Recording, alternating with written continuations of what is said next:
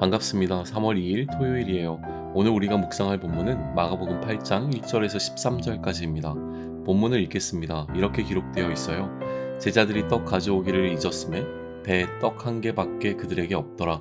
예수께서 경고하여 이르시되 삼가 바리새인의 누룩과 헤롯의 누룩을 주의하라 하시니 제자들이 서로 수군거리기를 이는 우리에게 떡이 없음이로다 하거늘 예수께서 아시고 이르시되 너희가 어찌 떡이 없음으로 수군거리느냐 아직도 알지 못하며 깨닫지 못하느냐 너희 마음이 둔하냐 너희가 눈이 있어도 보지 못하며 귀가 있어도 듣지 못하느냐 또 기억하지 못하느냐 내가 떡 5개를 5,000명에게 떼어줄 때에 조각 몇 바구니를 거두었더냐 이르되 12이니이다 또 7개를 4,000명에게 떼어줄 때에 조각 몇 광주리를 거두었더냐 이르되 7이니이다 이르시되 아직도 깨닫지 못하느냐 하시니라 벳세다의 이름에 사람들이 맹인 한 사람을 데리고 예수께 나와 손 대시기를 구하거늘 예수께서 맹인의 손을 붙잡으시고 마을 밖으로 데리고 나가사 눈에 침을 뱉으시며 그에게 안수하시고 무엇이 보이느냐 물으시니 쳐다보며 이르되 사람들이 보이나이다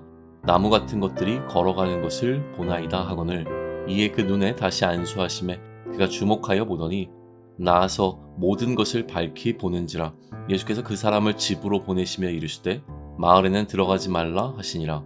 아멘. 하나님의 말씀입니다. 해설입니다. 예수님과 제자들은 다른 장소로 이동하셨어요. 이동하며 식량을 챙겼어야 했는데 제자들은 미처 챙기지 못했습니다.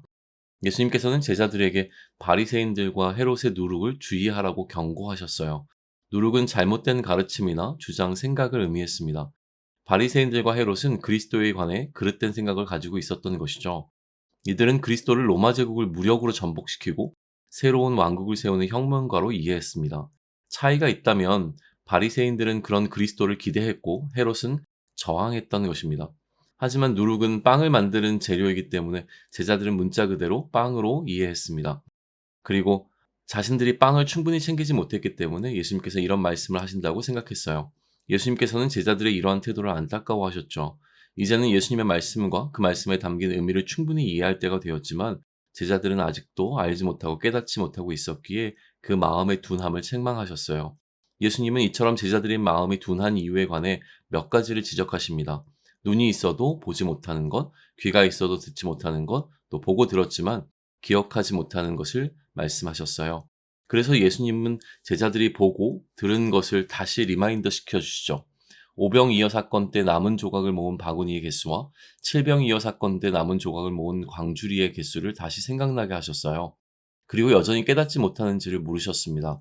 마가는 예수님의 질문의 의도를 설명하고 있지는 않지만 배불리 먹고 남은 것이 가지고 있는 의미와 12이라는 숫자 또 7이라는 숫자가 가지고 있는 특별한 의미가 이곳에 있어 보입니다. 일반적으로 12바구니는 이스라엘의 지파를 7광주리는 이방인 족속을 의미한다고 이해해요. 이 의미가 맞다면 예수님께서는 바리새인이나 헤롯이 생각한 것처럼 무력을 통해 로마를 무너뜨리는 존재로 자신을 이해하거나 기대하지 말고 자신은 결핍을 충만케 하여 풍요를 누리게 하는 자라고 하는 사실을 깨달으라고 말씀하신 것입니다. 그리고 마가는 이 에피소드에 연이어 벳세다의 맹인을 치유하시는 에피소드를 기록하고 있어요. 사람들은 맹인을 예수님께 이끌고 왔고 예수님은 그를 마을 밖으로 데리고 나가셨어요. 맹인의 손을 붙잡고 마을 밖으로 나가신 이유를 예레미야서와 이사야에 기록된 예언을 근거로 새 출애굽을 상징한다고 이해하기도 합니다. 그러나 예수님의 가르침이 아니라 기적으로 고치심에 사람들의 관심이 더 집중되는 것을 불편해하셨던 예수님을 생각해 보면 단순히 사람들의 이목이 없는 곳으로 가신 것 같아요. 고쳐주시지만 최대한 사람들이 알지 못하게 하신 것이죠. 기적이 아니라 치료의 방식으로 예수님은 이 사람을 고치셨어요. 그리고 예수님은 기적이 아니라 마치 의사가 환자에게 조치를 취하듯 앞을 보지 못하는 자의 눈에 침을 뱉는 행위를 통해 치료해 주셨어요. 그리고 마을로 가지 말고 집으로 가라고 지시하십니다. 이 사람의 집은 아마도 마을 밖에 있었던 것 같아요. 마을로 들어가 고침받은 것에 관해 소문을 내지 말라고 말씀하신 것이죠. 그런데 이 사람의 치유에는 독특한 점이 있습니다. 예수님의 한 번의 조치로 완전하게 보게 된 것이 아니라 희미하게 보다가 다시 안수하시니 그제서야 모든 것을 밝히 보게 된 것이죠. 이러한 2단계의 치료는 왜 첫 번째 치료에서 완전히 회복되지 않았는지에 관해 의문을 갖게 해요. 예수님의 능력이 부족했기 때문은 아닐 거예요. 그러니 여기에는 예수님의 의도가 담겨 있을 것입니다. 그리고 이러한 의도는 앞선 에피소드와 연결되면서 그리스도를 이해하는 것에는 희미하게 보는 것과 밝히 보는 것이라고 하는 두 단계가 있음을 알려줍니다. 바리새인과 헤롯이 가지고 있었던 제국의 통치자로서의 그리스도에 대한 이해가 그리스도를 희미하게 보는 것이라면 고난받는 그리스도에 대한 이해가 밝히 보는 것이죠. 묵상입니다. 우리는 경험을 통해 아는 지식을 습득합니다. 오감을 통해 경험하고요. 경험을 통해 얻은 충분한 정보가 있음에도 이해 대상을 제대로 깨닫지 못하는 경우가 있어요. 그 원인 중 한 가지는 기대가 강하기 때문입니다. 기대는 소망이라고 하는 긍정적 태도를 불러오기도 하지만 선입견이라는 부정적 태도로 나타나기도 해요. 예를 들어 처음 간 식당에서 처음 본 메뉴를 주문할 때 우리는 처음 맛보는 것임에도 이미 어떤 맛을 기대합니다. 이것은 맛있기를 바라는 소망일 거예요. 하지만 실제로 그 맛이 내가 상상했던 맛의 범위를 벗어날 때 불편함을 느낍니다. 결국 소금과 후추 같은 조미료를 첨가함으로 주어진 맛이 아니라 내 입에 맞게 맛을 조정하죠. 그리스도에 관한 기대도 마찬가지였어요. 이 기대는 그리스도의 통치에 대한 소망이기도 했지만 한편으로는 그리스도의 사역을 기대라는 내 생각의 범위 안으로 제한하는 행위이기도 했습니다. 혁명가로서의 그리스도를 기대했던 사람들에게 고난받는 그리스도는 실망스러울 수밖에 없었을 거예요. 적용입니다. 우리는 예수님을 나의 그리스도로 인정했습니다. 하지만 여전히 내 기대와 다른 그리스도의 일하심을 경험하면 불편해요. 내 기대가 강하기에 아직도 그리스도를 오해하고 제대로 알지 못하는 부분이 너무 많습니다. 램프의 요정 지니와 같이 내가 필요할 때 나의 소원을 들어주는 그리스도를 기대합니다.